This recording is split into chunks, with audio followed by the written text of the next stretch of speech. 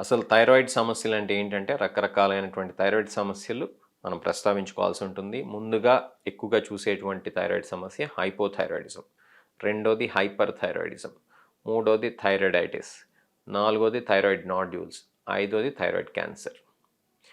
Thyroid సమస్యలు ఎందుకు వస్తాయి అంటే అది జన్యుపరమైనటువంటి కారణాల వల్ల కావచ్చు, ఎన్వైరన్మెంటల్ ఫ్యాక్టర్స్ వల్ల కూడా కావచ్చు.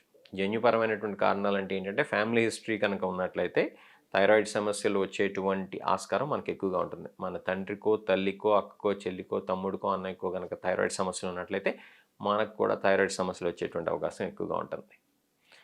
దీంతో పాటు మనం తెలుసుకోవాల్సింది ఏంటంటే ఎన్వైరన్మెంటల్ ఫ్యాక్టర్స్ కూడా ఉన్నాయి. ఎన్వైరన్మెంటల్ ఫ్యాక్టర్స్ అంటే ఏంటి? అయోడిన్ డెఫిషియన్సీ ఉన్న, కొన్ని రకాలైనటువంటి వైరసెస్ వల్ల, అలానే రేడియేషన్ లాంటిది కనుక మనకి వేరే కారణాల వల్ల ఇచ్చి ఉంటే, లేదా కొన్ని రకాలైనటువంటి మందుల వల్ల, ఇట్లా కారణం ఏదైనా సరే థైరాయిడ్ సమస్యలు అయితే రావచ్చు. హైపోథైరాయిడిజంని మనం ఉదాహరణగా కనుక తీసుకున్నట్లయితే ఇది ఎక్కువగా ఆటోఇమ్యూన్ కారణాల వల్ల హషిమోటోస్ థైరాయిడైటిస్ అనేటువంటి కండిషన్ వల్ల వస్తూ ఉంటుంది. కొన్ని ఏరియాస్లో అయితే కనుక అయోడిన్ డెఫిషియన్సీ వల్ల వస్తూ ఉంటుంది. తల్లిదండ్రులకి హైపోథైరాయిడిజం ఉన్నట్లయితే వచ్చేటువంటి అవకాశం ఉంటుంది. అట్లానే హెడ్ అండ్ నెక్ క్యాన్సర్స్కి రేడియేషన్ కనుక ఇచ్చినట్లయితే కూడా దానివల్ల కూడా థైరాయిడ్ గ్రంథి డిస్ట్రాయ్ అయ్యి హైపోథైరాయిడిజం వచ్చేటువంటి అవకాశం ఉంటుంది.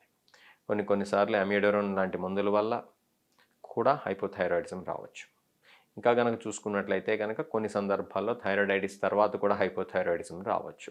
అట్లానే థైరాయిడ్ క్యాన్సర్ లాంటి వాటికి సర్జరీ కనుక చేసున్నట్లయితే, లేదా థైరాయిడ్ నాడ్యూల్స్ ఉండి సర్జరీ చేసున్నట్లయితే కూడా హైపోథైరాయిడిజం రావచ్చు. అలా కారణాలు ఏదైనా కూడా హైపోథైరాయిడిజం అనేది సర్వసాధారణంగా చూసేటువంటి జబ్బుల్లో ఒక జబ్బు. ఇది ముఖ్యంగా ఆడవాళ్ళలో ఎక్కువగా ఉంటుంది.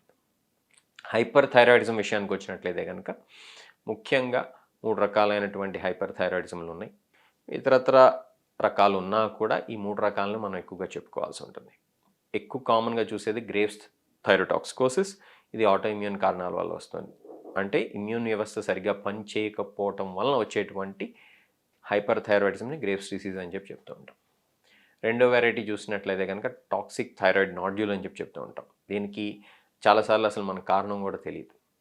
మన థైరాయిడ్లో ఉండేటువంటి ఒక ఏరియా, ఒక స్పెసిఫిక్ నాడ్యూల్ మిస్బిహేవ్ చేసి ఎక్కువగా థైరాయిడ్ హార్మోన్ సెక్రెట్ చేయడం వల్ల వచ్చేటువంటి సమస్యని మనం టాక్సిక్ థైరాయిడ్ నాడ్యూల్ అని చెప్తూ ఉంటాం.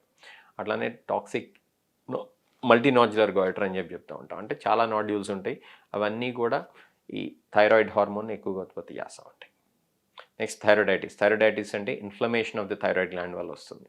ఇన్ఫ్లమేషన్ అనేది మందుల వల్ల రావచ్చు, రేడియేషన్ వల్ల రావచ్చు, వైరసెస్ వల్ల కూడా రావచ్చు. ఈ థైరాయిడైటిస్ అనేది కొన్నిసార్లు ప్రెగ్నెన్సీ తర్వాత కూడా రావచ్చు. దీన్ని పోస్ట్పార్టమ్ థైరాయిడైటిస్ అని చెప్తూ ఉంటాం. సో కారణం ఏదైతే ఇన్ఫ్లమేషన్ అయితే కామన్ పాత్వే. ఇక నెక్స్ట్ చెప్పుకునే thyroid nodules. Thyroid nodules iodine deficiency ఉండేటువంటి ఏరియాస్లో ఎక్కువగా ఉంటుంది. కానీ అయోడిన్ డెఫిషియన్సీ లేకపోయినా కూడా కొన్ని సందర్భాల్లో నాడ్యూల్స్ రావచ్చు.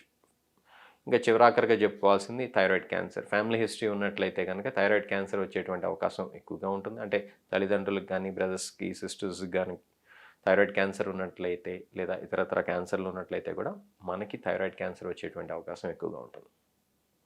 అలానే చివరిగా నేను చెప్పుకునేది ఏంటంటే మన చేతుల్లో ఉన్నాయి, మనం మార్చుకోవచ్చు. కాబట్టి హెల్దీ లైఫ్ స్టైల్, వీలున్నంత వరకు ఎండోక్రైన్ డిస్రప్టింగ్ కెమికల్స్ అంటే ప్లాస్టిక్స్, ఫర్టిలైజర్స్, పెస్టిసైడ్స్ ఏవైతే ఉన్నాయో ఆర్టిఫిషియల్గా తయారు చేసినవి వాటికి దూరంగా ఉండటం వల్ల మనం రకరకాలైనటువంటి హార్మోన్ సమస్యలకి దూరంగా ఉండొచ్చు.